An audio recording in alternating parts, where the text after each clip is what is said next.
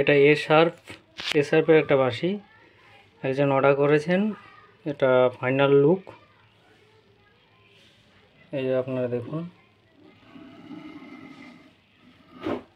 Straight bamboo, কোনো বাঁকা বা কোনো কিছু নেই এবং রাউন্ড শেপটা ভালো করে দেখাচ্ছি দেখুন, এবং পাকা বাঁশ, রাউন্ড শেপ, দুই দিকে আপনারা সমান দেখবেন। আমি ভালো করে দেখাচ্ছি, পাকা বাঁশ একদম। আর এই তিনটে কালার দিয়ে এই বাইন্ডিং করা হয়েছে। আপনারা যদি মনে করেন যে আমি অন্য রকম কালার দিয়ে বাইন্ডিং করব, তাহলে আপনারা মেনশন করে দিতে পারেন, আমি সেটা ট্রাই করব।